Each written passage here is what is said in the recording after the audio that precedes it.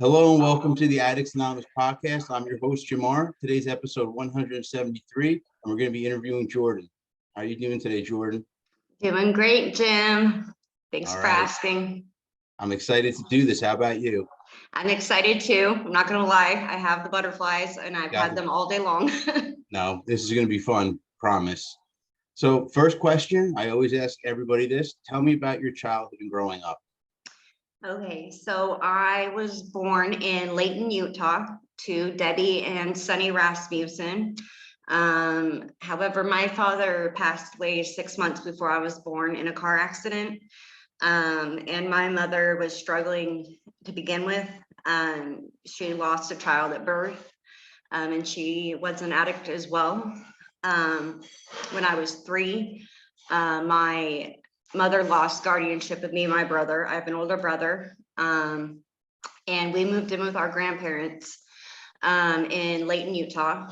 And then from there, we actually moved to Gardnerville, Nevada, which was a lot of fun for me. My grandfather was a Freemason and a Grand Master of the Elks Lodge in Virginia City, Nevada, which is a little bit outside of Carson City. So I am a West Coast girl, born and raised. Moved in with my grandparents. I grew up with a lot of my cousins and my aunts and my uncles. So the house was always really busy. I had like 2 different sets of cousins that would come and stay off and on with me and my brother. My 2 aunts were there consistently. They're like sisters to me now, and I love them to death. But growing up was not easy. I kind of always felt like the oddball out. My grandma was pretty strict, Christian based, but some things that I'm dealing with now, like I've forgiven her for. But my grandfather was like my father. He raised me up until I was 12. So in between 3 and 12, there's a lot of family stuff that happened and went on. Family holidays were always a really big thing. The house was always lit up and the big tall Christmas tree and presents all around. And plus we did our charity work for the lodge that my grandfather was a part of. But there was a lot of abuse and neglect involved in that when my grandfather would go out of town. But you know, it happens. Who abused you when your grandfather was out of town? My grandmother. She used to use religion on me. But like I said, that's something I've forgiven her and myself for. I'll talk about that a little bit later. But so when I was 12, my brother was already drinking and experimenting with some drugs, and my grandmother couldn't handle him anymore. And so my aunt and uncle in Arizona took custody of him, or guardianship of him. And I was asked on my 13th birthday if I wanted to stay with my grandmother or move with my aunt and uncle to Arizona. And again, this is when my grandfather passed away. And wherever my brother went, I went.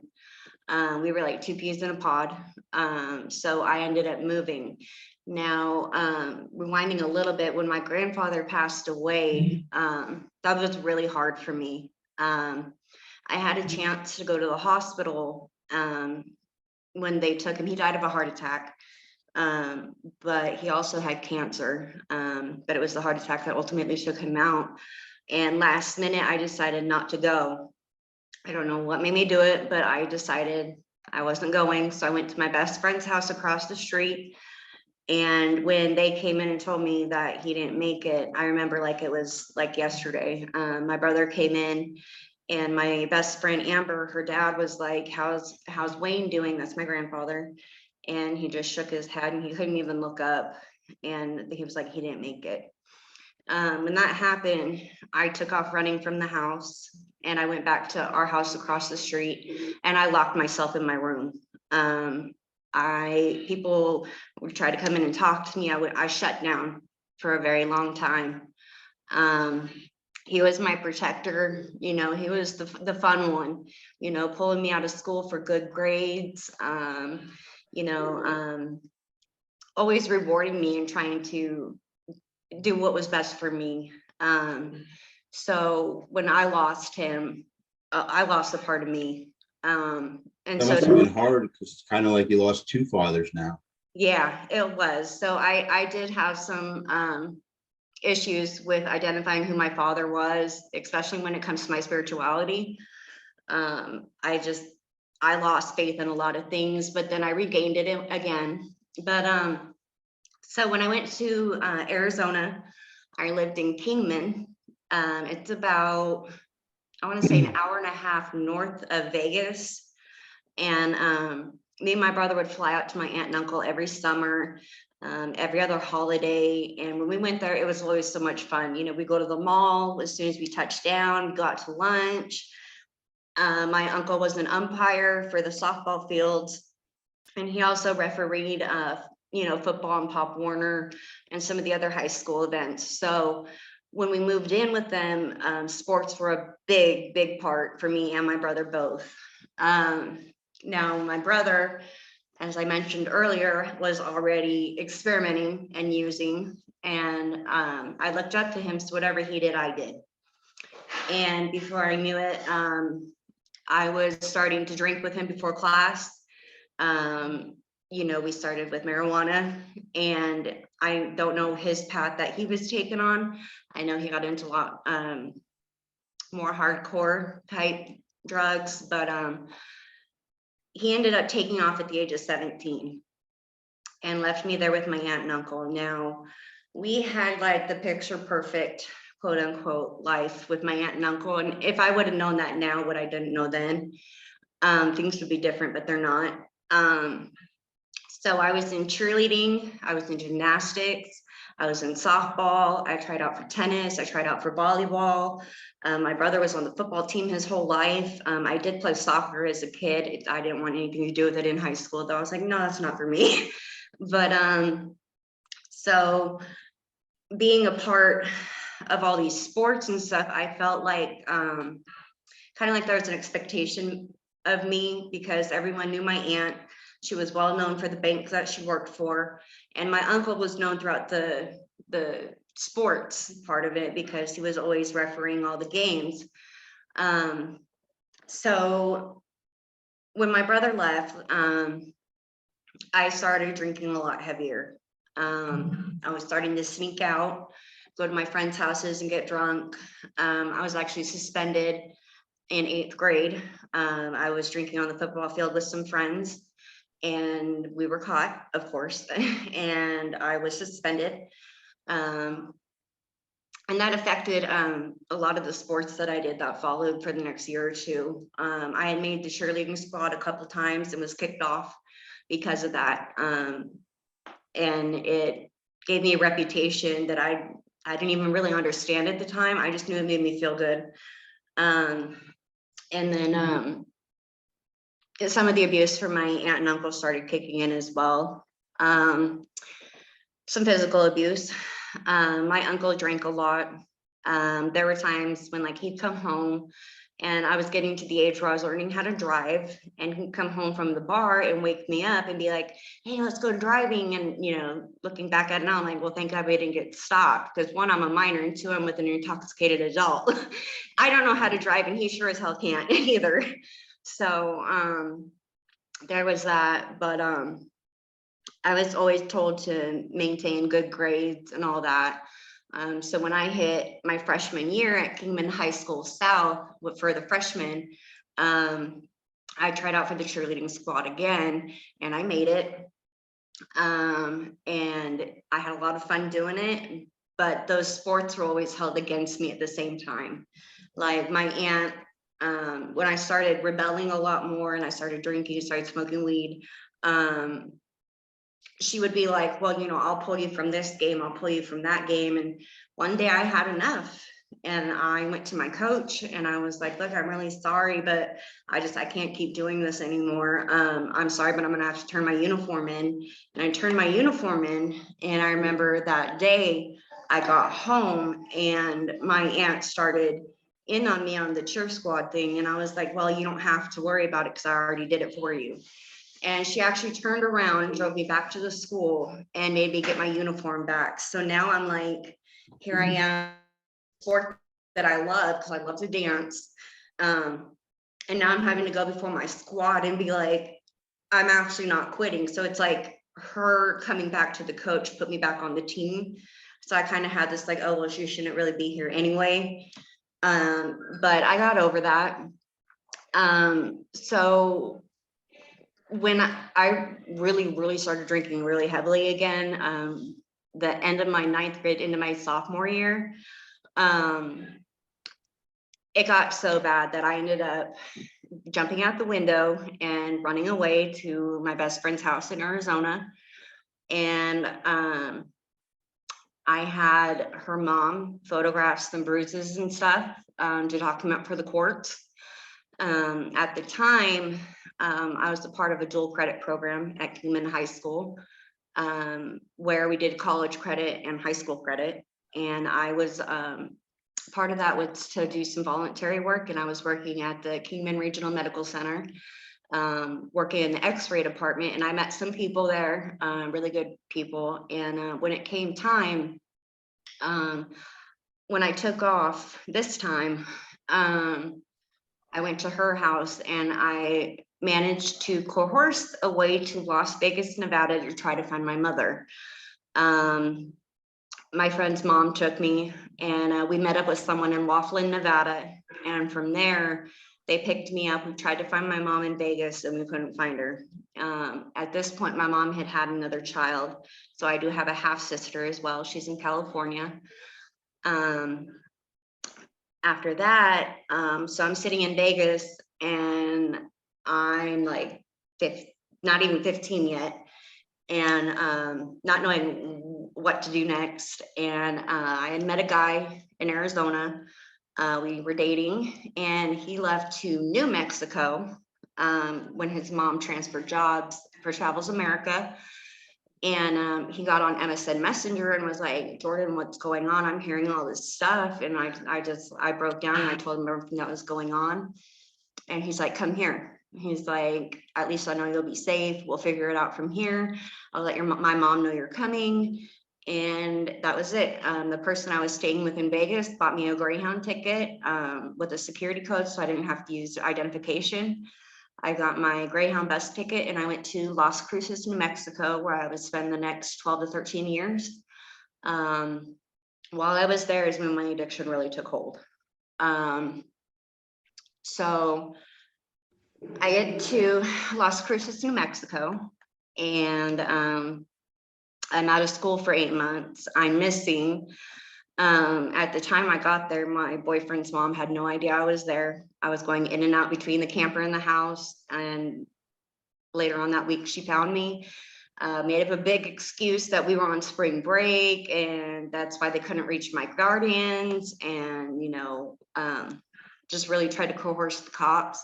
So they ended up taking me because his mom's like, I don't know who this girl is. Well, my boyfriend at the time explained to his mom who I was, and she's like, okay, I remember who she is. She went along with our story, and I don't know what she said to them or how it happened, but she came and picked me back up from the police station, and I ended up staying with her for the next 8 months. And in that time, the relationship fell apart. I mean, I don't even talk to that person anymore. What was happening that it fell apart? So one, I wasn't in school and he was. And I was basically trying to be like an at-home mom without the baby type thing. I was having to do the dishes, I would babysit, and I just started feeling really underappreciated. And his mom actually, we went across the border to Juarez because that was only like 45 minutes to an hour from where we lived, and tried putting me on birth control. And I willingly was like, hey, yeah, I'll do it, because she's like, if you're going to stay here and you guys are going to play house, you're going to be on birth control. And I said, okay. We did get pregnant at one point, but I did miscarry. I mean, I was super young, but it just wasn't the right time. And so here I am for 8 months playing housewife, and my boyfriend at the time is going to school. He's participating in activities, and I am just completely shut out from family and everything. So I don't want anybody knowing where I'm at. And then it got to the point where they didn't want to know where I was at, like my boyfriend and his mom, because they didn't want to get in trouble. So I actually stopped communicating altogether, even with some of my friends down in Arizona. So fast forward 8 months, I still remember to this day, we're on his roof and he's trying to be all sweet and everything, like, oh, stargazing, you know what I mean? But so I see this line of cars coming from down the road, and it's the sheriff's department coming to his house in Mesilla County, New Mexico. So it's the Mesilla sheriffs. And they pulled up into their driveway, and I'm hiding on the roof, like, you don't see me, you don't see me, you can't find me. And they called me down, and I went down, and that's when my battle through the courts started. My aunt and uncle wanted me back, but they wanted to send me to a boarding school, all girls boarding school. And I had just a little bit taste of freedom, of what it was like to not be with them, and a little bit of independence at the same time. So it became the state of Arizona versus the state of New Mexico. I had to prove my own case. And while all this is going on, I'm in a group home. And I'm dealing with what's going on there. And I start reconnecting with family I didn't even know I had there. I had an uncle that I was very close with. Unfortunately, he's passed away. I was very, very close with. Found out he was there, and I found out some of my extended cousins were out there as well.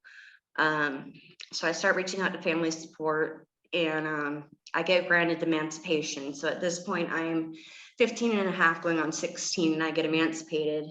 And with that comes, which I didn't know at the time, a bank account. My aunt and my grandparents had been saving mine and my brother's survivor benefits from my father. When he passed away, he had life insurance on him. So now here I am 16, and I have a 35,000 plus bank account, and I'm now emancipated, and I think you can't tell me nothing. So when I get emancipated, I go into a transitional living program through the state of New Mexico. I do really well, but I leave a year early. I left a year before I was supposed to. I said, I have the money, I'm emancipated, I can do what I want now. And I was dating a guy. So me and that other guy, we broke up, and I get with this other guy, and I go and get my own apartment. I have a car that I'm using, and I end up buying off of someone else. And when I get my apartment, I pay, I think it was almost a year in advance. So I'm like, oh, my bills are taken care of, I'll be fine.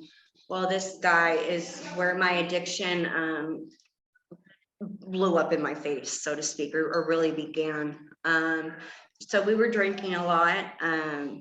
I started experimenting with narcotics, pill form with him, and we were taking pills from his dad, his pain pills. And not only that, but I was also introduced to crack cocaine. And it took me to my knees. I saw my bank account go from where it was at to down to like maybe $2,000 within a matter of like maybe 2 months. Wow. Yeah, it was really bad. I had the dealer at my house. I was letting people run amok on me. I just wanted friends at this point. Like I said, when I was growing up, I was the outcast. Like I was always trying to fit in. And I had my 2 close best friends that were my neighbors, and I still love them to death today. But I wasn't really allowed to do a whole lot growing up, because the way I was being raised. It's kind of like a secret, you know. The neighbors knew what was going on, but no one talked, no one told anything. So when the abuse was happening, no one really said anything. So whenever I got invited to go out to dinner or something, I was all about it. But again, fast forward, the bank account goes down, and I get pregnant at 16. I go back to the group home where I had my counselor, and I'm in her office crying, like, I don't know what's going on, I don't know what to do, I'm scared. My boyfriend at the time was getting ready to go on spring break, and he broke up with me. So that way he could be single while he went to Cancun or wherever they went in Mexico for spring break. He was in college. And was just not wanting the guilt of having a girlfriend. I guess, college spring break, but so one of his friends who was a very close friend to me, I went to him and I was like, I'm pregnant. I don't know what to do. I was super scared. But in the state of Ohio, because I was emancipated, they granted me permission to go and have an abortion done. And I, at the time, didn't realize what I was doing. I didn't fully understand it. I was just like, I can't have a kid right now. I mean, I can't do this. So he did go with me to the clinic, and it was like something out of a movie. You always hear about these protesters and the arguments and stuff that happen outside the clinics. And I didn't realize how real it was, but I was actually a part of it.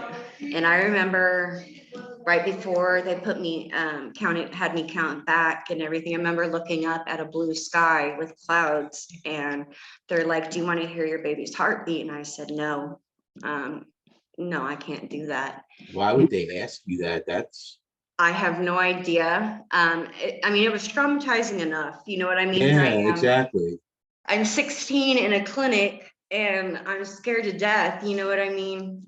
I know. My girlfriend from a long time ago, we had an abortion, and when I went with her, there was a priest outside. I was just like, wrong person. Don't even open your mouth. Right. Yeah. And so I didn't really know what was going on. I was already self-medicating at this point, with opiates and alcohol. And so we go into the clinic, the procedure's done. Who introduced you to opiates? So my boyfriend, once I got to New Mexico, and I broke up with the boyfriend that I was staying with, once I got integrated back into high school, so I had to take some classes like self-taught, like self-paced classes in order to attend public school again, because I'd been out for 8 months. And I did really well. I ended up going in with like a 3.83 GPA, taking calculus classes, like I was rocking it. And so I went back into public school, and it became more of a popularity thing for me. How old were you when you first used the drug? 14. Or alcohol? 14. Okay. Yeah, I just turned 14. Yeah. And my first drink was a screwdriver with my brother before I caught the bus. And before you caught the bus. Yeah, right before I had to go catch the bus. And it ended up being that I was late to school because I missed that bus. I was intoxicated, and my brother's like, you can't go to school. And I was like, what do you mean I can't go to school? I'm fine. And like, he's pouring another drink and I'm knocking stuff all over the counter. I don't know what's going on. But going back to that real quick, a big part that plays a big part in my story. So when my brother ran away, my aunt and uncle were like, that's it. We're not doing this anymore. And I was told he was not allowed in the house. And so the doors had to be locked. I wasn't allowed to let him in if he came by. Well, being the little sister, and I love my brother dearly, whenever he'd come by, and mind you, this is like wintertime in Arizona, I let him in the house. I made him some hot chocolate. I let him take a shower, and all of his stuff was at the front door. And I let him take his things and leave. And I wouldn't speak to my brother again for almost 13 years. Little random messaging here and there on Facebook or MSN Messenger. And it broke my heart when I lost him, because now that's my dad, my grandfather, and my brother, all people that I held very close and dear to my life, were gone. And my brother went through his own addiction, and I'm happy to say now, from what I know, because we aren't in communication at the moment, that he is clean. He's married. I was there for his wedding. Mind you, I hadn't seen my brother, like I said, in over 10 years. And here I am as a bridesmaid at his wedding with a sister-in-law that I can't stand. I know he loves her and I know he loves the children. And I love my nieces and nephews, but he has told me over and over again that marriage is for the kids. And it's because we came from such a broken family. Um, Family is everything to us. I mean, he's always there for his kids. He's always present. He's always taking care of them. But like I said, we don't communicate right now, and that has to do a lot with my addiction. I burnt some bridges I haven't been able to mend yet, but I'm getting there. But so go back to New Mexico after the abortion. I get back. The boyfriend at the time goes off to spring break, and the best friend that I had, his name is Sergio, and he is also the father to my oldest child, Calvin, who's 12, and they're back in New Mexico. He was by my side through the whole thing. He held my hand, he checked on me, and lo and behold, like I said, we ended up having a 12-year relationship. We still talk today. But through that, there was a lot of drinking, heavy drinking involved. We did a lot of narcotics together. There was cocaine involved, and I got pregnant a couple times and ended up miscarrying because we found out too late. The second to last time I was pregnant with him, I took a pregnancy test and I was pregnant, and I was in the middle of an addiction, and I tried to stop, but it was already too late. I believe I was 3 months. And I was at my best friend's house, and I started bleeding and I was cramping, and I told her, I said, Tony, something's not right here. So we rush over to the emergency room, and they run an ultrasound, and there's no heartbeat. So at that point, they have to do a DNC. And after that DNC, What's a DNC? a DNC is where they have to go in and it's clean out the cervix and everything to remove the baby, Okay. because the baby at that point is no longer viable, and it would become toxic to my body had it stayed. So after that DNC, the doctors told me that I would probably never have children again, just because the way my uterus was shaped and all the trauma that had happened. I wouldn't be able to carry full term, and to basically stop trying to have kids. So that's what we did. We stopped trying to have kids, and I miscarried 5 other times after that. And I was fighting so hard to be a mother at that point. I wanted to be a mom so bad, almost to try to fill my own void. You know what I mean? Because I didn't have my mom and I didn't have a father, and I wanted a family so bad. And me and Sergio, I mean, I couldn't have asked for a better soulmate or best friend to this day. But when I did get pregnant with Calvin, I was healthy. I got clean. We were clean together. I went on Subutex, which I don't know if you know what that is or not. Is that for drinking or opiates? That's for opiates. Yeah. So what Subutex is that Suboxone? It's like Suboxone, but it does not contain the buprenorphine.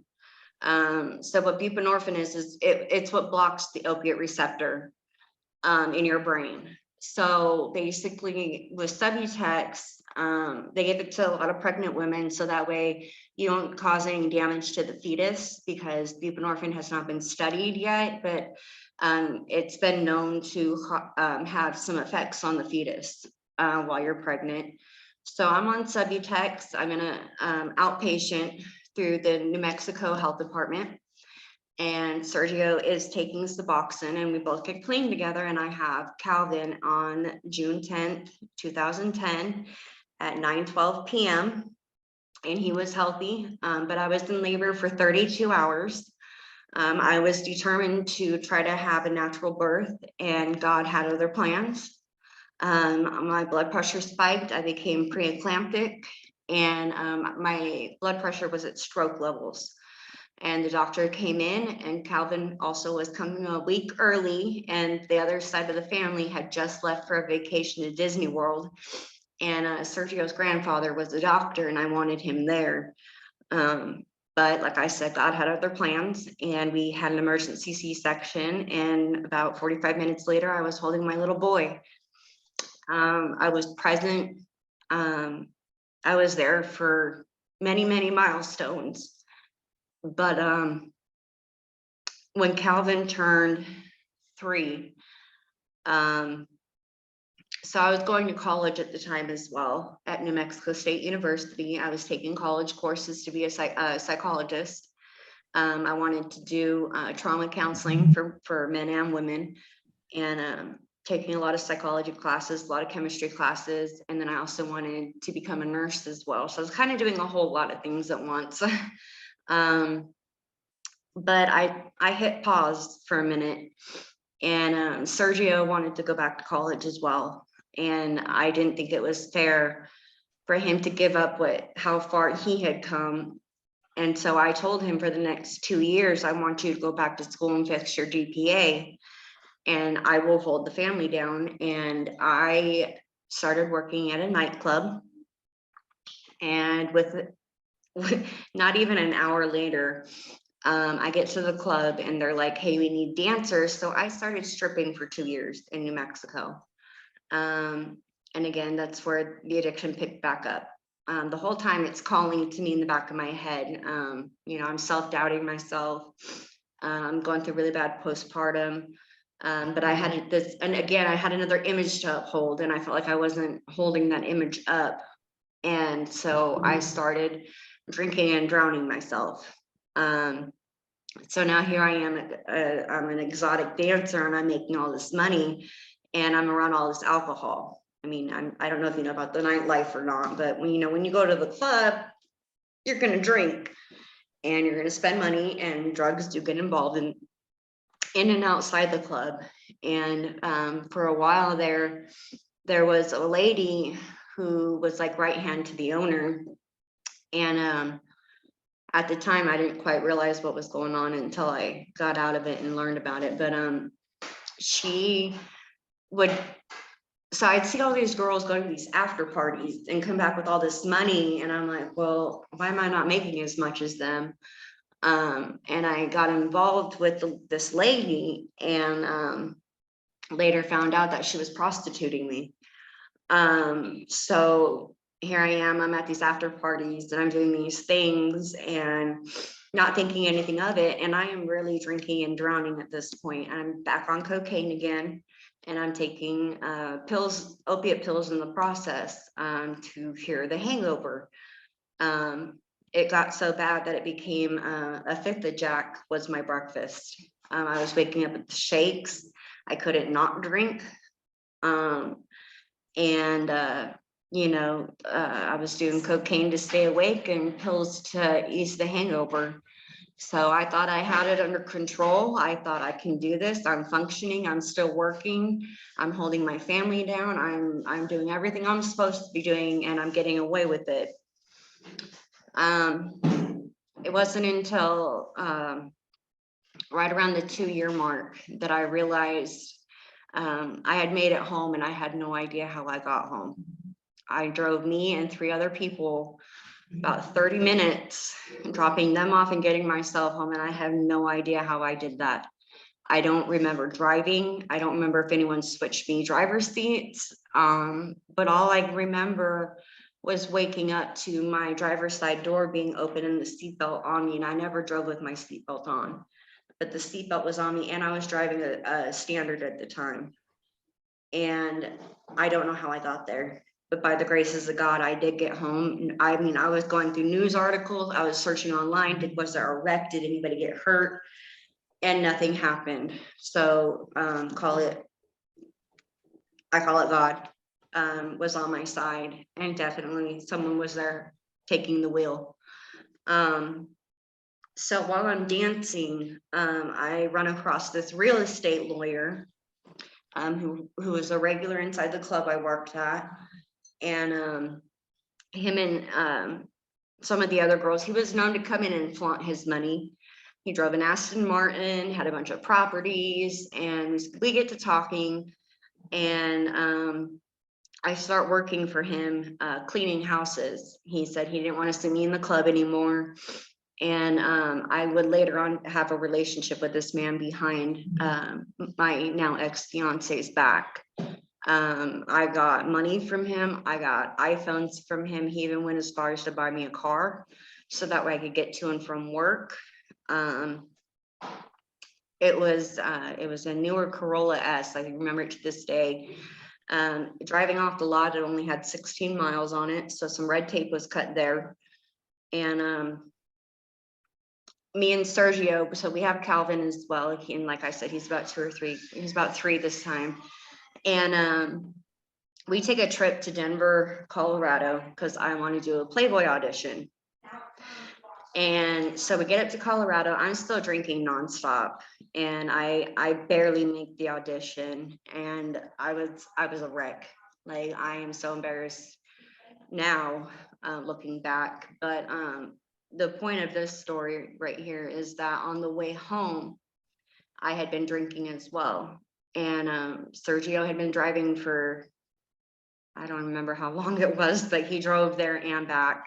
And I kept asking him, do you want me to drive? And he's like, no, you've been drinking too. Like, I'm okay.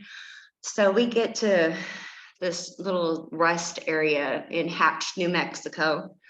And we pull off for a second. He uses the bathroom. I check on the baby's fine.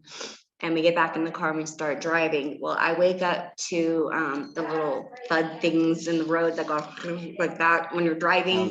Yeah, on the side of the road. Yeah, and so we're actually going to the left into this big dirt median, and I'm waking up and all I see is what's going on to oncoming traffic. And I wake him up and I startle him awake, and he turns the wheel to the left and we start spinning in the middle of the dirt. And my car, the ABS finally kicked in, and we end up sliding away from oncoming back onto one-way traffic, and we slide into a guardrail. And my son is in the back. So I can't even get my side of the door open. He's hopping out of the driver's side and the baby's asleep the whole time. But as mom, I'm like, he's not responding. What's going on? Is my baby okay? I can't get the door open. So I jump in the back and he's just sound asleep. Like nothing happened. Like, Thank by God the grace, no one got hurt. yeah, thank God no one got hurt. So now I get to explain to my employer what happened to my car. Real quick, going back a little bit, I'm just out of sheer curiosity. What's the Playboy audition like? Is it just like take your clothes off and they take photos or something? Or So is it like a group of, is it like a panel of judges or something? Like, how does that work? Yeah. So at first I thought it was just like, I'm going to go there, I'm going to take my clothes off, take some pictures, and we're done. No, it is like a whole interview process. And so when you're getting interviewed by these photographers, they're talking to you about, like, what brought you to Playboy, what do you hope comes with this audition? And while you're answering these interview questions, you're supposed to be like being sexy and taking your clothes off and stuff. Well, mind you, I'm intoxicated and in 6-inch heels. So I'm a hot mess, but I'm auditioning, I'm doing it. And I told myself, no matter what, I'm going to go through, I'm going to follow through, I'm going to do this. Well, and the audition happened. Obviously, I did not get a call back. But, I'm glad, because that could have taken me down another path. I'm glad I didn't go down, now that I know a little bit more about what I know. People doing that, and also like what you were mentioning before, being, working at a nightclub, stripping. Mm-hmm.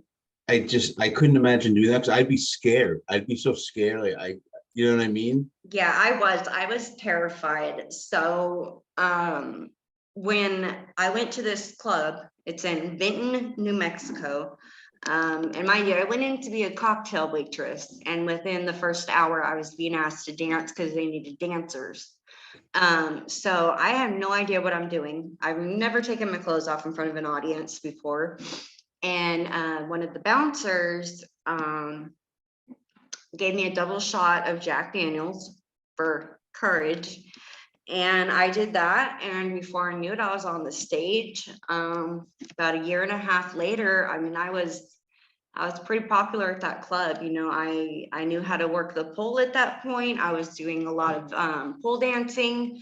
I could do the tricks and everything. And I was, you know, bachelor parties, like the money was just piling in, and I just wasn't paying attention to the chaos around me and what it was doing to my lover and my son. I became less and less more present. I became more and more addicted to the money and the drugs. And no, that real estate lawyer I told you about, he wanted me out of the club.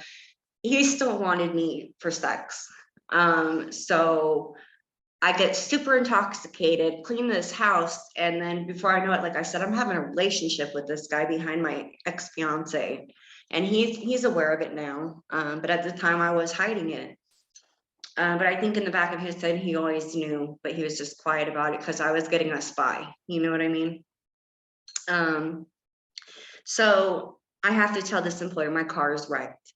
And I tell him, and I have a friend, I was living on a property that my uncle owned, and we had a friend, excuse me, who lived just like a row of apartments ahead of us, who was the mechanic. And I'm like, hey, great, I have this car. My boss is going to order all the parts. It's time to fix this car.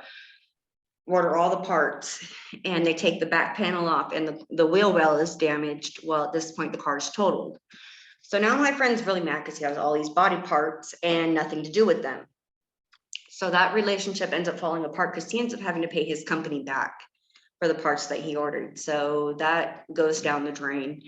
And so this friend who was going to work on the car, there was a period of time where I needed a vehicle.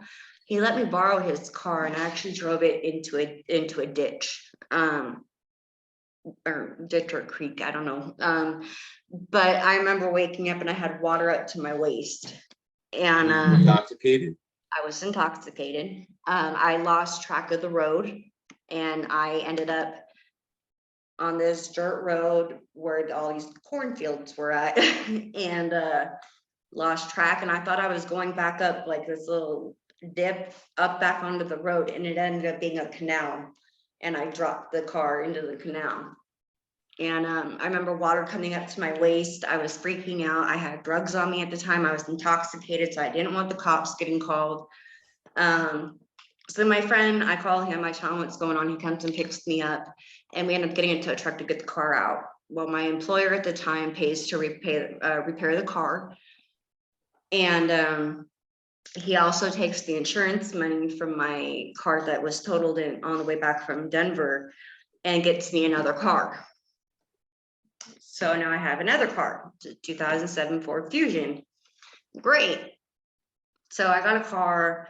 My relationship's falling apart at this point. I had gone on a trip to Houston, Texas with this real estate lawyer and had relations with him. I stayed at a hotel with him. He spoiled me and just kind of made me feel like the little princess I never got to be, but in the wrong way. But I loved it. I loved the attention I was getting.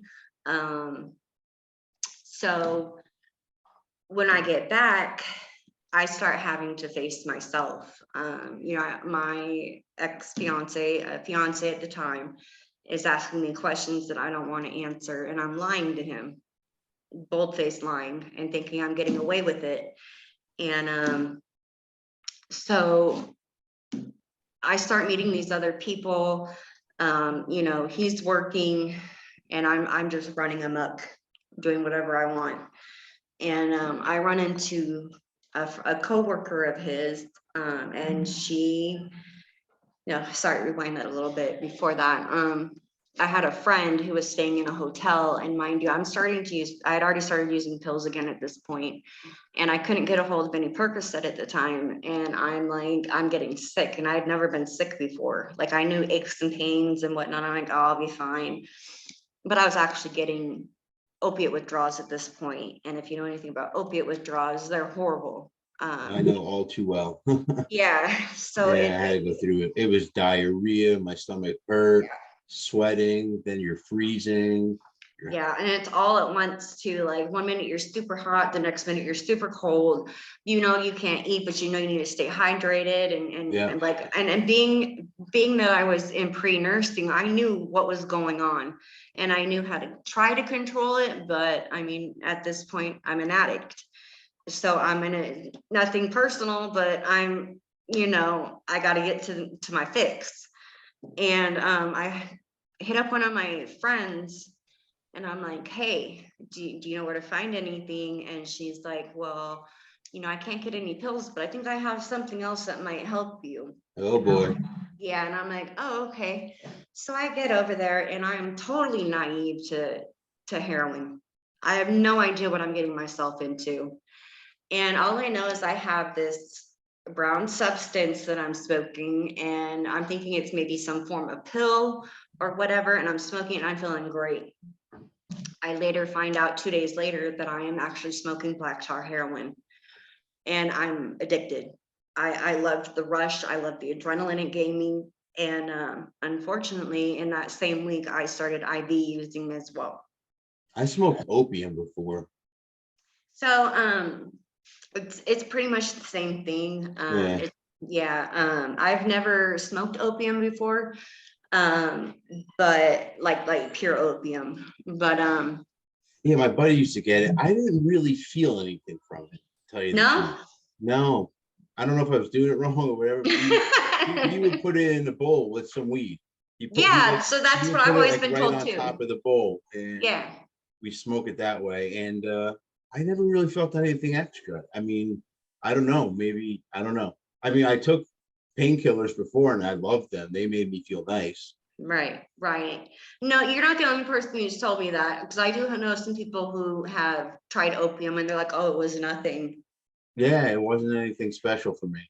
Yeah, and then they do like pills or morphine or whatever. They're like, oh my God, this is so much better. Yeah, But I loved Oxycontins. Those were my shit. so yeah, so when before I got pregnant with Calvin, I can't believe I forgot this part. Before I got pregnant with Calvin, and I told you I was doing pills with my ex-fiance at the time, it started with Oxycontin. We were getting Oxy 80s at the time for really, really cheap. And so that's where it started. And then from there, I went to Percocets. I found Opanas at the time, which you don't even hear of those anymore. What is it But called? Opanas, Never heard of it. it's like a painkiller for like cancer patients. I don't No quote me shit. on that, but it's that strong. But and at the time, Sergio is working for a hotel. And so he's seeing all these different people come in and out, and we're getting pills off of them. He's giving them free rooms, and I'm thinking we're living the lifestyle. But I mean, then we get pregnant, have Calvin, and the whole dancing career and everything. And then things really took a turn for the worst. So I found, like I said, I found out what black tar heroin was. And, I had heard people talk about it, and being in pre-nursing, I knew what I was getting into, but I didn't realize the hold it would take on my life. Everything I had worked so hard for went down the drain so quick. So like I said, I went from smoking to shooting in the first week. My fiance at the time was out of town.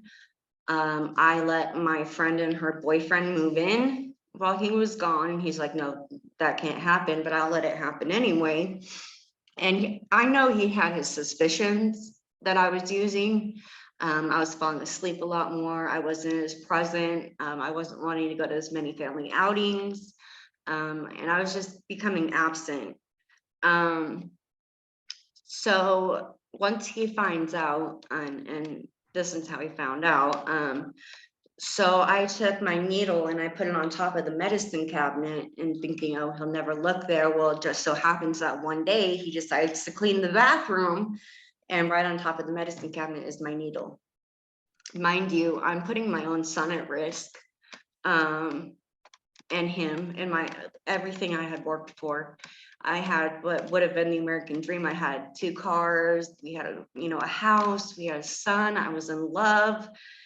I was getting ready to go back to school because he had gotten himself caught up and everything was looking good. And for some reason, deep down inside of me, now that I know what I know, I was gonna start facing my own demons. Everything that happened to me as a child, trauma-wise, um, I didn't know how to deal with it, and I didn't realize that that's what was happening. All I knew was the instant gratification, and I was in love with it. And it hurts to say, but I was in love with it more than I was in love with myself. And with that went my self-worth, um, my friendships, my family, back in throughout this addiction when it started. I had family, I could ask for money, I would manipulate and lie, cheat, steal, rob, anything between me and that next high, I had to have it. And if you were in the way, I was going to manipulate my way to it. It didn't matter. And that meant even my fiance at the time, he would fall asleep and I'd sneak in, take his bank card and go run to the ATM and slip it back in his wallet before he woke up. And he ended up having to kick me out of the house over it. So I was staying with friends and couch surfing for a while, and then I ultimately started sleeping in my own car. And I was literally driving around while this girl that I thought was my friend was literally shooting me up with heroin. And I would let her use my car, and I was like, whatever. And yeah, I used my car just keep me well, because at this point I know what it really means to be dope sick. For you or anybody who's listening, what a heroin withdrawal is like, and it's nothing like a pill withdrawal. It's really not. It's 10 times worse. I felt like I was going to die. So again, anything to get that next fix. So that relationship fell apart, and started dating another guy. In case you see a pattern, men are very toxic in my life. I tend to let men run me, tell me what I need to do, go wear, makeup, right friends, whatever. So I meet this other guy, and at this point I'm staying in hotels, weekly hotels or extended stays. And it hurts to say this because my son, when I told him, what do you want to be when you grow up? And he goes, Mommy, I just want to build hotels so I can come see you whenever I want. And you don't have to worry about paying rent. Because mind you, I'm trying to uphold an addiction as well as pay my weekly rent at these places.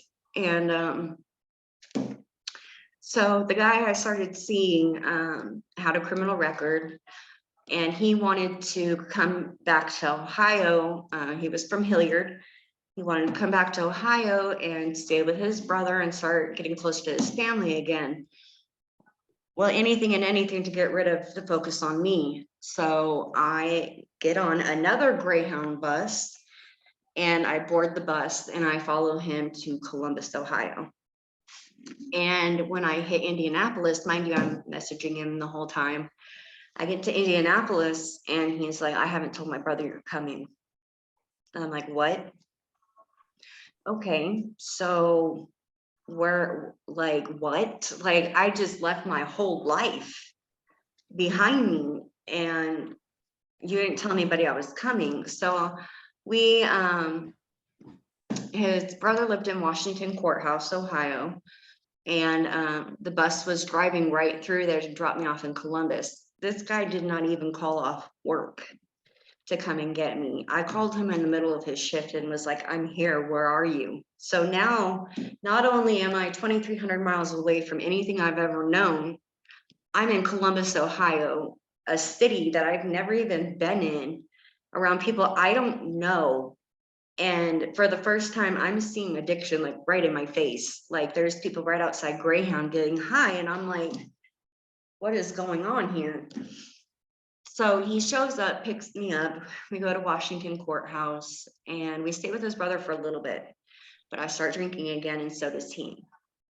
We get physical with each other on a regular basis. You know, we're fist fighting. At one point, I dislocated his jaw. Another point, he put his hands on me. It was not healthy at all. And we're in Washington Courthouse, and his brother ends up kicking him out, and ultimately me. So we find this little studio apartment. We're still fighting, we're still drinking, and we're starting to pop pills again. And at this point, I'm going in and out of the hospital like any excuse to get pills, to take the edge off. And I was serving as a waitress at Dakota Roadhouse, making pretty decent money.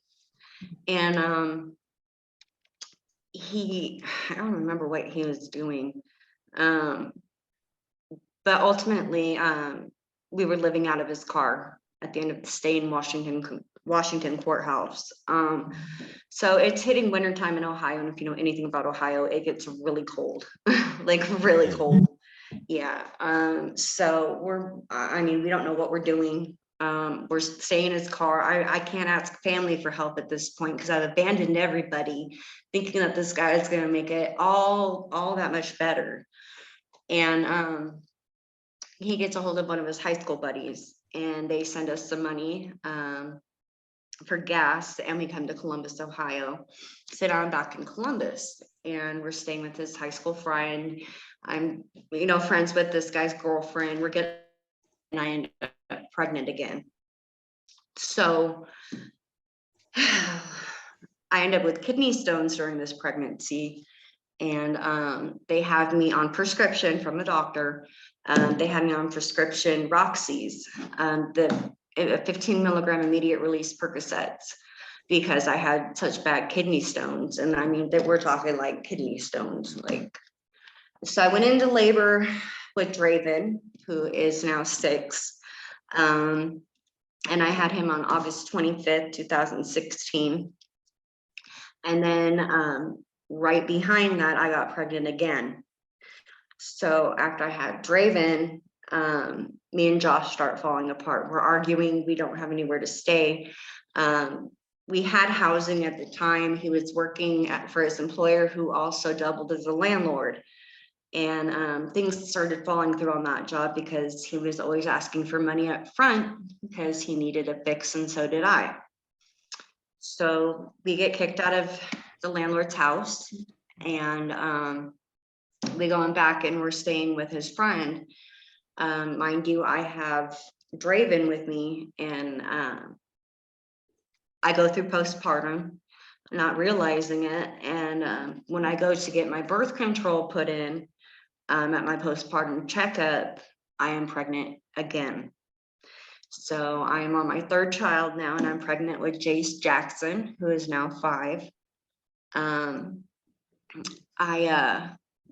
That was a hard one too. I had kidney stones, so I was on Percocet again, and Children's Services got involved because I tested positive for opiates, and I had to prove to the courts that everything was doctor related and all that. And that was kind of hard for them to believe because it's coming from an addict. By any and all means necessary, I was getting high. It didn't matter. But at the same time, right before I had Jace, Josh got charged with weapons under disability. I don't know if you know what that is or not. No. So what weapons under disability is when a felon gets caught with a handgun. And so he was on probation, and it should have been a red flag right there, right? But I ignored all warning signs, and the people we were staying with, his friend from high school, he's a gun collector, and he sells and trades guns. And there was a gun on top of the gun safe, and he took the gun and traded it for drugs, and it was on camera. And I even told him, I'm in the video, like, what are you doing? Like, put it back. This is insane. Who was videotaping? He just had cameras in the house in general because the type of business he did. It was just one of those little wireless cameras. No, I got you. I have it in my house too. Yeah, so it was on the gun safe, and only because of the fact I'm on camera and you can hear me telling him, don't do this, put it back, is what saved me from jail time. But it did not excuse the fact that I was already using again. Right after I had Jace, I started using again. Um, so when Josh gets sent back to New Mexico to do some jail time for violating probation, I am now stuck with 2 infants here in Ohio. I don't know what I'm doing. I don't know where I'm going. I'm at the family center at this point here in Columbus. And the day before my C-section with Jace, Children's Services came in to me and said, do you know who this is? And they brought up Josh's name, and I was like, yeah, I know who that is. And she's like, well, do you know why we're here? And I said, no. And they told me his charges, and they told me that they were trying to charge me with abuse and neglect for the positive opiate test in my system at the time of birth. So the day before I have my C-section with Jace, they're coming and they're telling me that they're opening a case. So I go into the scheduled C-section. I have Jace, and he is put in the NICU for withdrawal. That is a mother's worst nightmare. It's taken a lot for me to forgive myself so I can grow up and move on and be a present mom again and a sober mom. But my son was at Children's Nationwide here in Columbus, Ohio, in the NICU. Ohio State University main campus in the NICU. So I was trying to be a good mom and still go up to the floor and see him. And I was doing that while I was there. When I was discharged, I went back to the hospital one day, and they told me I was not permitted to be on the floor without an escort. And I was like, what are you talking about? I had failed to get a letter from them, certified mail, that I was being served by Children's Services and that they were taking temporary custody of my children, both of them. So I can't go see him at all. And if I want to see him, I have to go through the courts. So I start that process. And so while I'm starting that process, I try to go to counseling. I get into an outpatient. I start taking methadone, which worked for a minute. But then I don't know. I had this really bad habit of self-sabotage.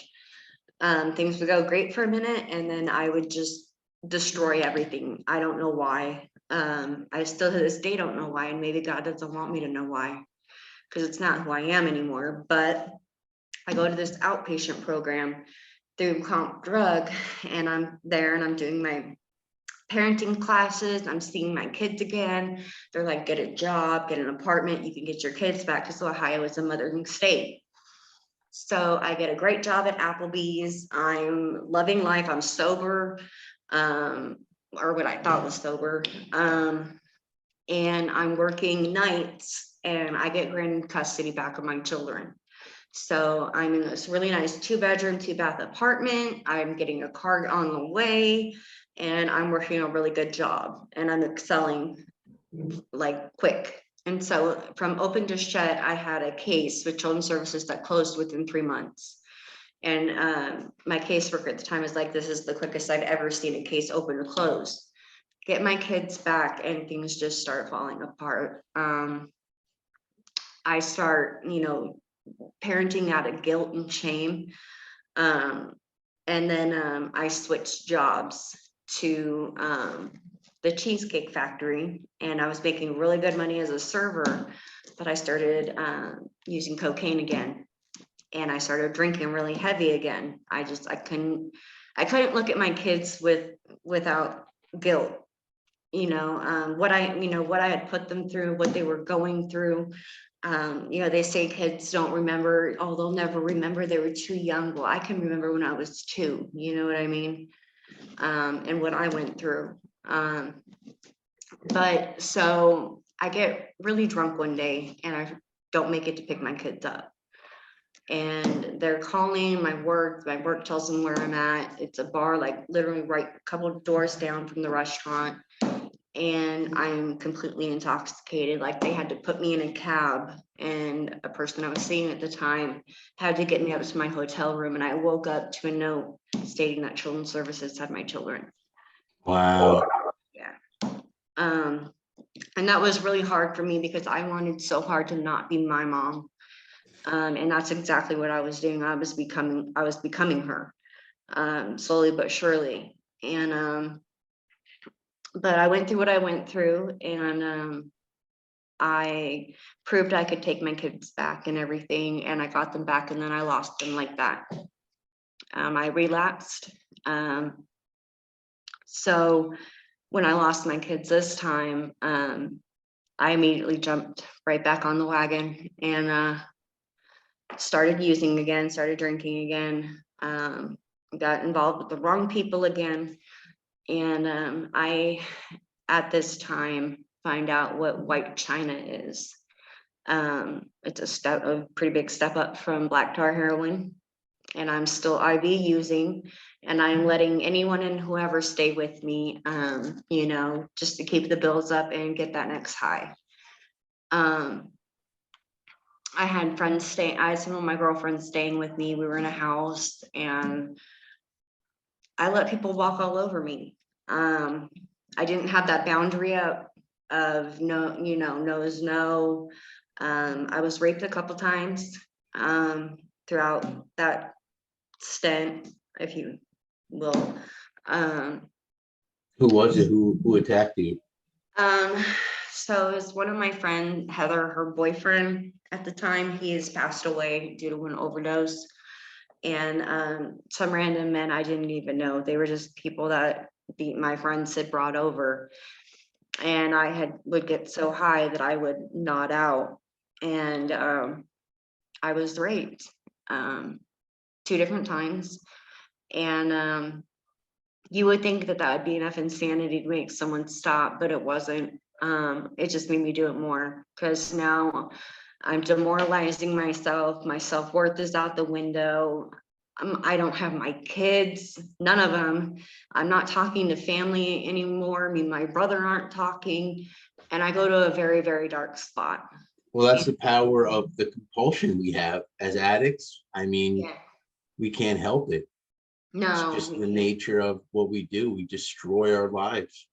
And I really didn't, and I continued to destroy it. I would get these quick little relationships in the middle with other men because I just wanted someone to love me at this point. And so I was looking for love in all the wrong places. So after, and I never went to prosecute these men either, because I didn't even know their first name. I get into another relationship and it becomes violent, and the landlord is actually a whole detective at this point, and overheard the argument, and me getting thrown down the stairs and me getting hit. And she came, my boyfriend at the time had a rental car, and he was driving around in circles following me, and he got out and walked to the bus stop I was at, and he's like, you need to come back. I'm so sorry. I'll never put my hands on you again. And this man almost killed me. So the detective pulls up in the car, and he's standing in front of me. Mind you, my face is black and blue on this side. And she's like, I don't want to talk to you. I want to talk to her. She's like, you need to move. And he stepped out of her lane. She's like, do you want out of this? And I didn't know what else to say. I was like, yes. I said, I need help. I need out of this. And she knew I was a drug addict because she'd been in the house and seen my paraphernalia. And by this point, I'm also introduced to methamphetamines when I come to Ohio. And after I lose my 2 kids. So I get out of that relationship. She lets me break the lease. And now I have a car that I'm driving around that my ex-boyfriend is paying on. And I wrecked that car intoxicated. One of my friends had robbed somebody. They had dropped their wallet at a market. He picked it up and got in the car. We start driving off. The next thing I know, I have guns being fired from behind me. And I hit a mailbox, then I hit a fence, and I take the wallet and I throw it out the window. Mind you, anything to get that next high. So I take $40 out of the wallet before I throw it. Well, I throw it and I'm like, here, I'm sorry, I didn't know. And I throw it out the window and this guy has a pistol in my face and he smacked me across the face with it. And he's like, he's lucky I don't kill you right now. And I start to drive off and he noticed that there was money missing and starts shooting at the car again and hits the back trunk, the trunk. And I swerve and the airbags finally deploy. This car has OnStar, so now it's welcome to OnStar. We detected you've been in an accident. And I'm like, oh my God. And I tell everybody, get your stuff and get out of the car. We got to go right now. So we hear the cop sirens in the background. I've got three other people in my car, excuse me, and we're all high on methamphetamines and fentanyl at this point, because I had been introduced to fentanyl at this point.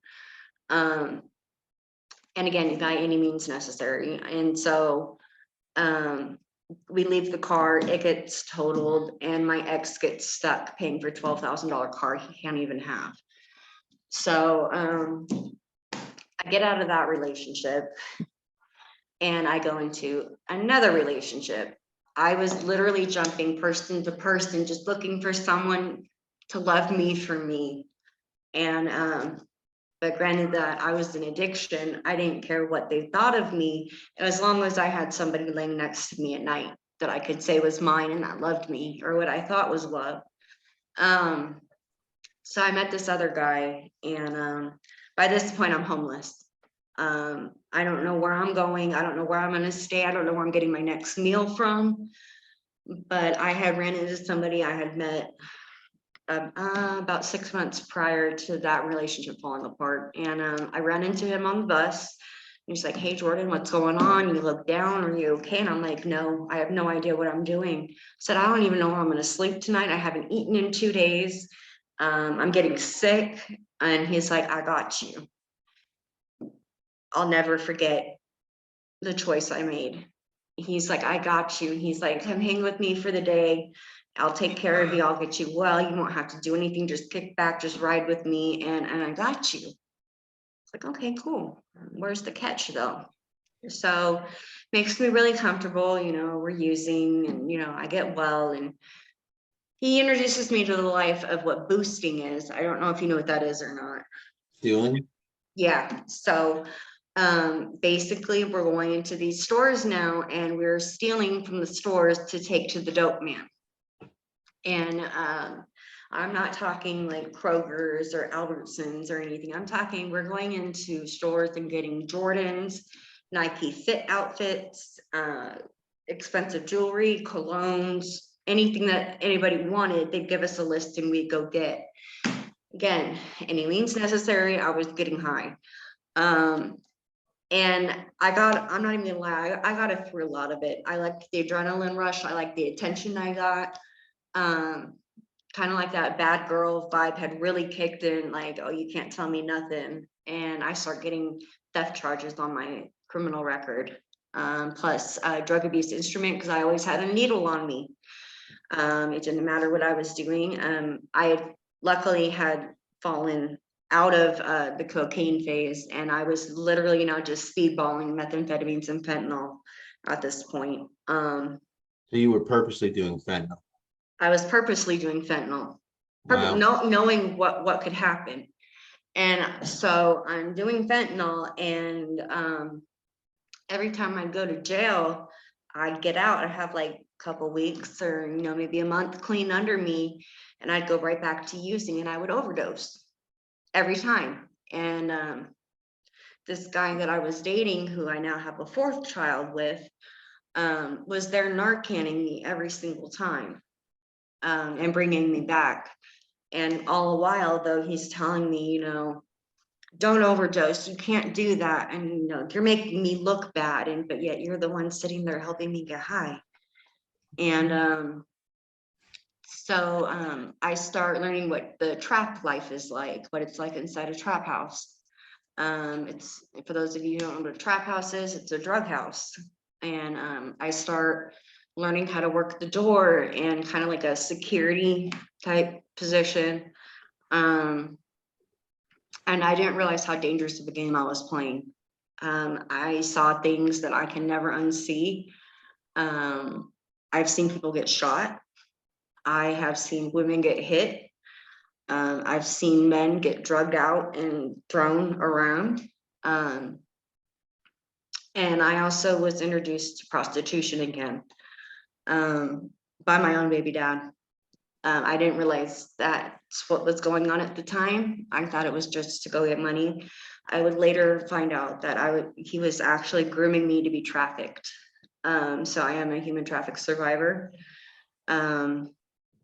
But meanwhile, while all this is going on, my baby dad, my recent baby dad, sounds horrible. My recent baby dad, he was running around cheating on me the whole time, and caused quite a bit of fights between me and the women on what we call the block, which is Sullivan Avenue here in Columbus, Ohio. And it's on the west side of Columbus, and it's known for prostitution. And it was always like, I can't take care of you forever. And so I started hitting the block. But when he'd see me on the block, he's like, what are you doing out here? And pull me away, and we go boost and then get high, and then it's over out of drugs. So he's like, you did all this, da, da, da, da. So I'm out on the block again.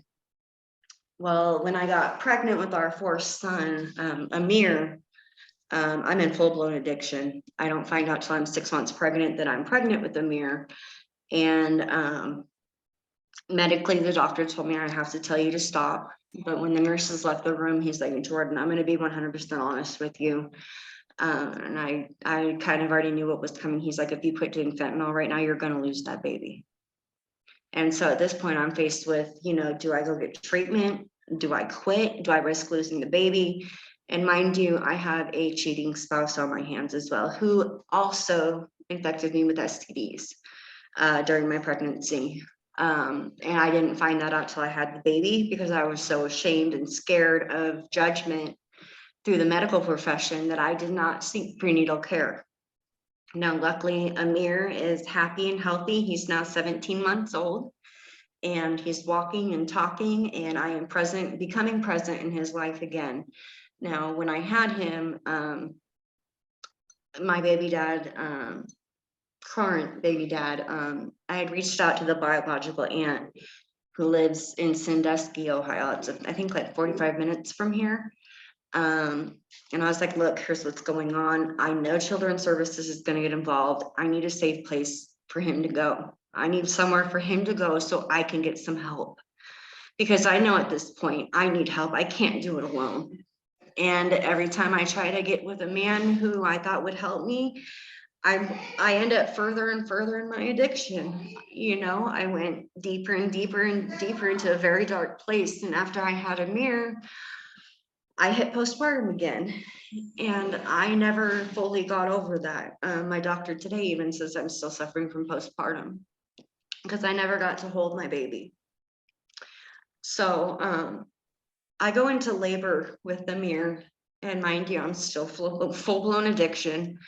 My life is just in such chaos that I don't care what's going on. I'm literally subconsciously trying to end it, but I'm too scared to hurt myself. But I'm trying to find a way out. And I go into labor, and I don't realize it's labor because remember, I had C-sections with all my children. And so when I actually go into labor, I'm 4 weeks early, and my blood pressure is 166/123. I should have died, but by the graces of God, I'm still here. So I get to the hospital and I'm trying to sign paperwork at the same time they're prepping me for surgery. I have a mirror and they have to immediately take him to the NICU immediately. The hospital I was at, they couldn't find a vein to start an IV on me. So they're like, well, where do you use that? Because at this point, they know I'm an addict. And I said, I know how to shoot in my neck. And so I wake up and I have like 2 IVs right here on my neck and I can't really move. I think I'm paralyzed. I think something happened during surgery. And so my So what baby, if it, my oh current no, baby, you keep going. my current baby dad is there. He's like, oh, it's a boy. And like, we thought it was a girl. So not only am I hitting postpartum, but I'm also like, I thought I was having a little girl this whole time. So I'm like, I have another boy and like, I don't want any more kids at this point. So I'm like, I'm never going to have the little girl. So I became withdrew from the baby, like immediately. Um, so when he had to go to the NICU, there was no room at the NICU at the hospital I was at. So they had to move him to another hospital, which was 45 minutes across town. And I'm like, no, hell no. I'm like, this isn't happening. I need to be with my son.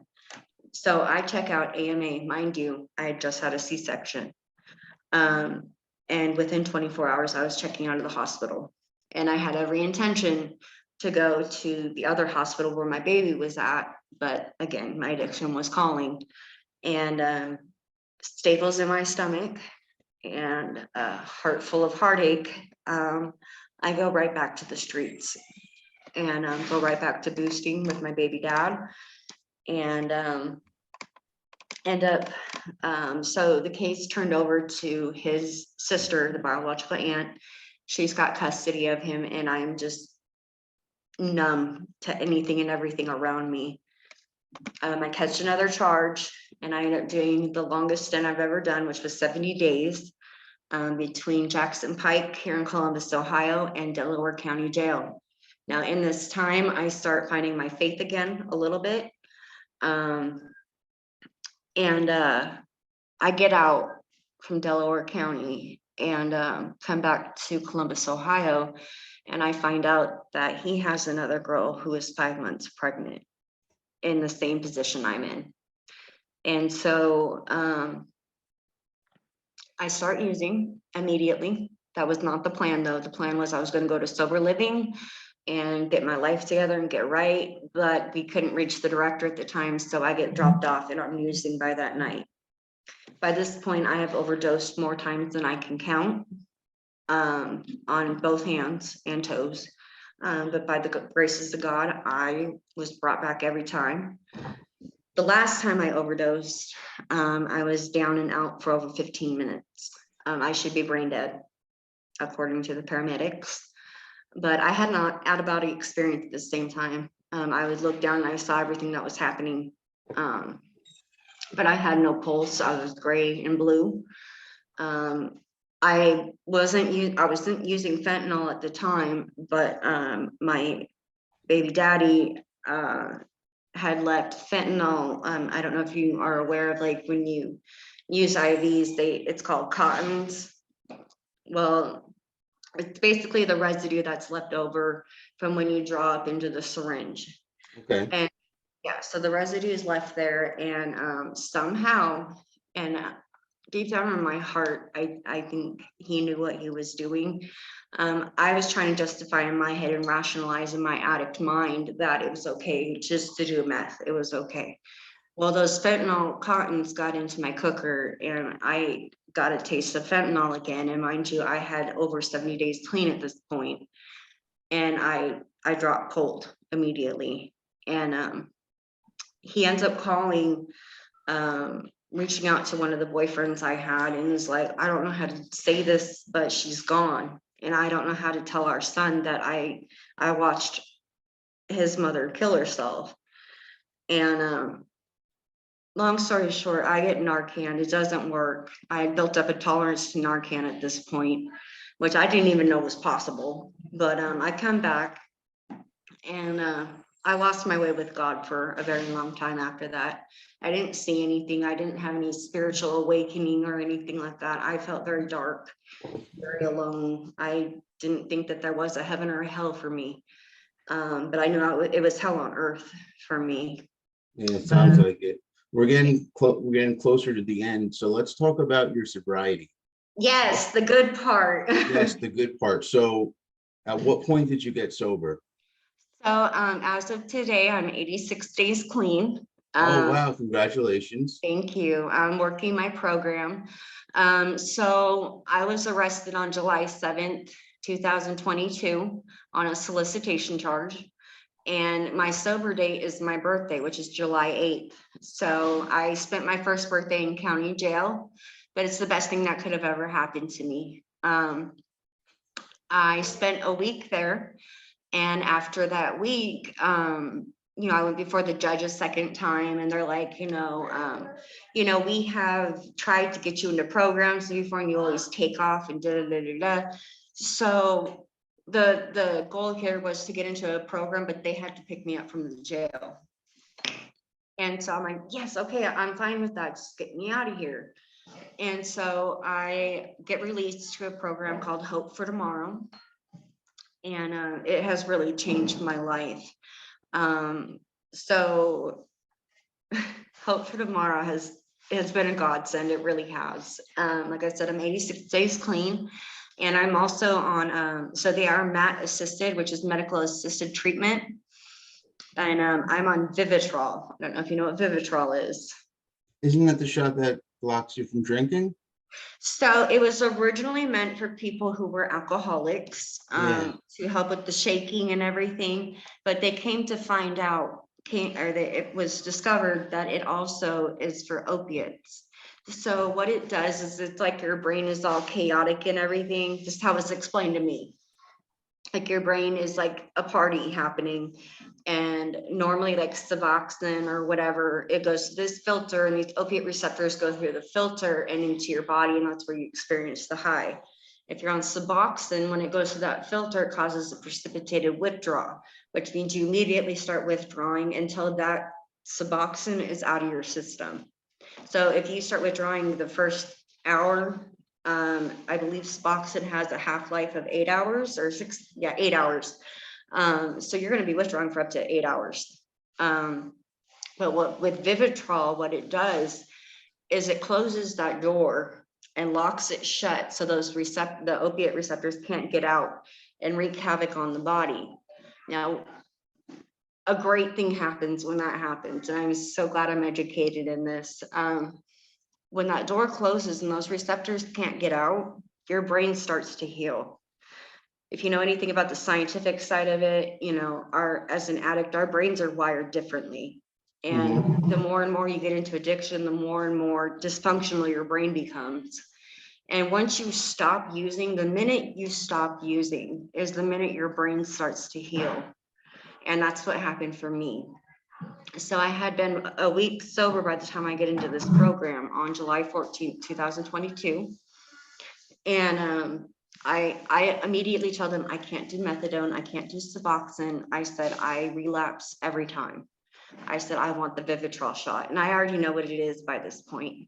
Program is great, and they've got a lot of success stories on it. My case manager, who is my role model and the person I look up to, because if she can do it, anybody can do it. She was on Vivitrol and still is to this day. And it became a game changer for me. My brain is no longer craving opiates or alcohol. I'm getting counseling that I need. I'm dealing with the trauma that happened in my life, and I'm slowly but surely mending those bridges that I once thought I would never have again. I'm talking to family again that I hadn't talked to in I don't know how long. I'm becoming present in my youngest son's life again, and my oldest one, Calvin, I still talk with him. Unfortunately, Draven and Jace, their dad, has not reached out to me at this point, but who knows what the future holds, but I'm accepting of that. My program is a 12-step program, and AA founded. So I have a sponsor, and she is a rock star in her own. and she guides me through the steps. And anytime I have doubt or anything, any emotion in between, she is right there beside me and reminds me on a daily that, you know, we're going to have our ups and downs in life, and things may seem hard, but it's only for the moment, and this too shall pass. You know, I journal a lot, and I think the thing that helped me the most was just reaching out. Um, you know, when you get sober, they tell you to find sober friends and sober supports. And that is ultimately what has helped me through all of this. You know, when I went to my first AA meeting, I got the big book and it had a bunch of different phone numbers in it and stuff. And anytime I felt down or like picking up and using again, I was on the phone. And there were times I was on the phone until like 2, 3 in the morning, talking to people like, hey, I don't know, you know, I've got doubt, you know, hey, I want to use, hey, I think I need a drink. And that's what those sober supports are for, is to help the next addict know that there are other people just like me out there, you know, that my story may reach someone and hear my story and be like, hey, you know, like I did with, you know, my case manager and some of my sponsee family, like if they can do it, I can do it. And that's ultimately what I'm hoping this does, is it reaches the next addict who suffers with the next alcoholic who's suffering, and know that it is possible, because life is 10% of how you react in 10% of what you make of it and 90% of how you react, is the way I like to look at it. So life is going to happen. It's going to come at you full force, especially when you're in addiction, and you're going to feel lost and alone. But all it takes is just this much willingness and this much hope to turn your life around. And that's exactly what I've done, is turn my life around. And if I hadn't gotten into treatment, I don't know where I would be. And it really is a miracle that I'm sitting in front of you even doing this, because I hate speaking. But and I was really nervous about telling my story, but you No, know, you've done great. thank you. I am spiritual. You know, I have refound my faith with God. I'm actually getting baptized in 2 weeks. Oh, congratulations. Thank you. I am rededicating my life to Christ. So that's for me personally. Just kind of washing all that sin off again and starting fresh. And that's my story. It's an amazing story. Thank you. You've come a long way, sounds like. I have, but you know, like I said, if I didn't have the people I have in my life as supports, I wouldn't be here right now. You cannot do it alone, because, you know, as one of the first steps is admitting that you're powerless over drugs and alcohol. And I had to admit that I was powerless and that my life had become unmanageable. And it took me doing step 1 to realize, oh my God, I am really an alcoholic. I am really an alcoholic. Hold on one second.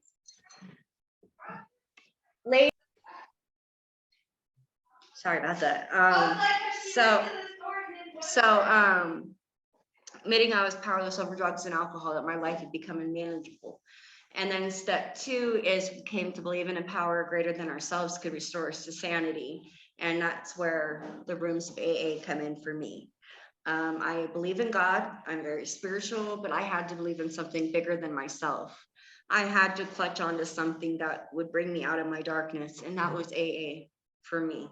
And really focusing on me and letting myself heal, and just reaching out to people. Telling on your disease is the first thing they tell you to do, because the more you tell on it, the less power it has on you.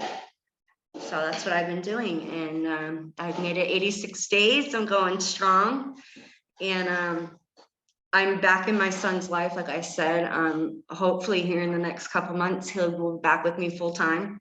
That is the ultimate goal. And a foster family and my program have me 100%, and they want nothing more than just to be reunited with my children. So I'm really looking forward to it. Well, that's just great. I'm really excited for you. Thank you. All right, well, sit tight for me for a moment. I think that's a good place to wrap up. And I Okay. just want to say to everybody watching and listening, I hope you like what you saw and heard today.